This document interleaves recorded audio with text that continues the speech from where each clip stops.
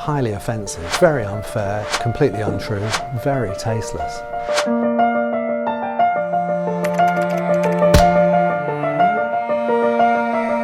The Crown Season 5 was finally released this week after a wave of criticism. Friends of King Charles have branded the show false, unfair and deeply wounding. The outcry has forced Netflix to add a disclaimer. In part 1 of our look at Season 5, we saw truth from lies with analysis from the Mail's Richard Eden. The first episode of the new series shows Charles lobbying John Major to encourage the Queen to abdicate. Dominic West's Prince of Wales is portrayed pleading with his mother to stand aside after seeing a newspaper poll that showed a support for a younger heir. In fact, Major insists such a thing never happened, launching a blistering attack on the barrel load of malicious nonsense. They've taken a true headline from an opinion poll at the time, which showed that there was, I think it was 47% of people were keen for the Queen to abdicate at some point in the future.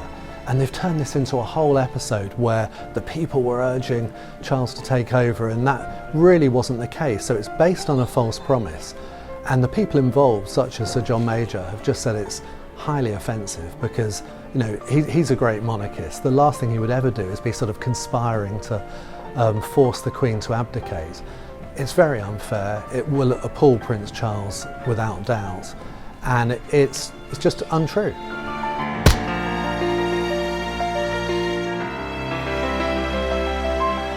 In the second episode, Prince Philip is shown developing a close friendship with Penny Knatchbull after the death of her daughter from cancer.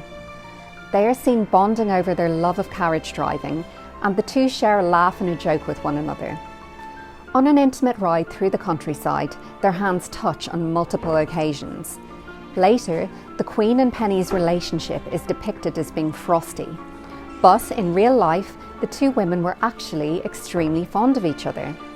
And the Crown's insinuations of infidelity have enraged both families. It's certainly true that her daughter Leonora died at age 5 from cancer, and it was a true tragedy, and the Queen and Prince Philip gave her all the support they could. But this idea that their clear sort of innuendo implication is that the romance sort of grew between, that Prince Philip almost used this tragedy to sort of become romantically involved with Countess Mountbatten, as she now is, Penny, is highly offensive. Indeed, I was speaking to a friend of Penny's just today who was saying they're really appalled because the truth of it was that it was the Queen who was good friends with Penny, and she encouraged friendship with Prince Philip. The idea of an affair, yes, there have been lots of hints of that over the years, but that's caused a lot of anguish from the family. And also, you know, now particularly, so soon after the Queen's death and Prince Philip's, is very tasteless.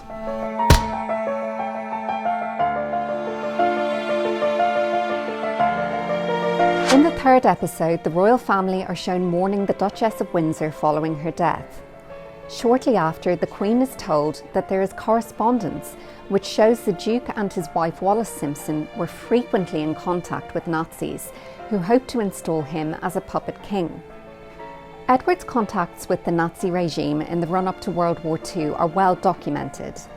In 1937, he visited Hitler at his Berghof retreat in Bavaria. The Nazis had a plan to kidnap Edward from Spain in 1940 and force him to take the throne after a German invasion. But despite Edward facing repeated accusations of harbouring Nazi sympathies, the real extent of his contacts have never been revealed. Unlike lots of the other stories in The Crown, it is based on truth. And in fact, the Duke of Windsor, as he then became, did go to visit Hitler in Germany, and he was a great admirer of Hitler's, like lots of the upper classes in Britain at that time, you know, a lot of the appeasement that was going on. And it's true that I think he probably saw a way back, but it is based on an essential truth.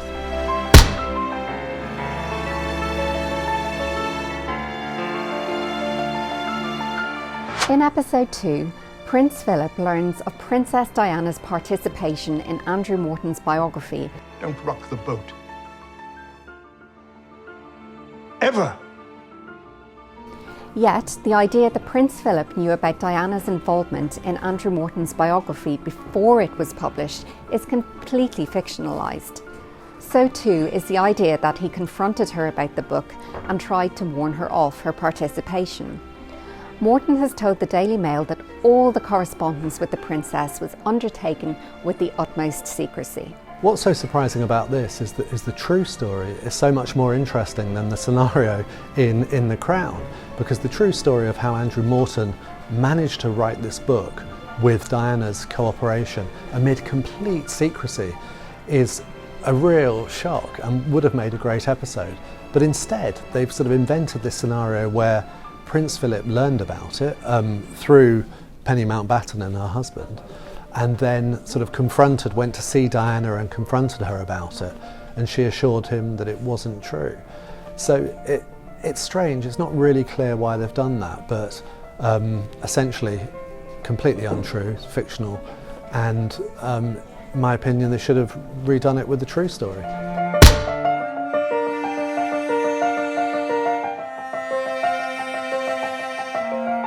Episode 4 focuses on Princess Margaret's ongoing bitterness over the end of her relationship with Peter Townsend. Margaret calls him the love of her life and agrees to be reunited with Peter at an event in London in 1947. The pair even share a kiss. However, Margaret and Townsend's later years have been fictionalised. They did meet again in 1992, as shown in the show, but it was in private when Margaret invited him for tea rather than attend a public reunion event. Townsend was happily married to his Belgian wife, and the drama's depiction of the Queen standing in the way of Margaret's love for him is also false.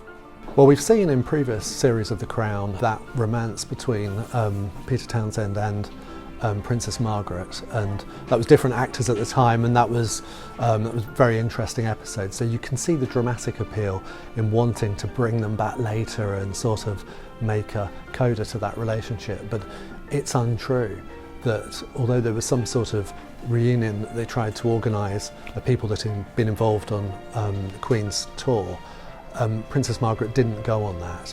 And I think, yes, she did invite him for tea or something, but he was happily married to someone else by that point. And the idea that they sort of, enjoyed a kiss for old time's sake is, is just fictional.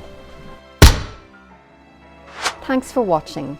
Look out for part 2 of our series, Separating the Crown's Fiction from the Facts.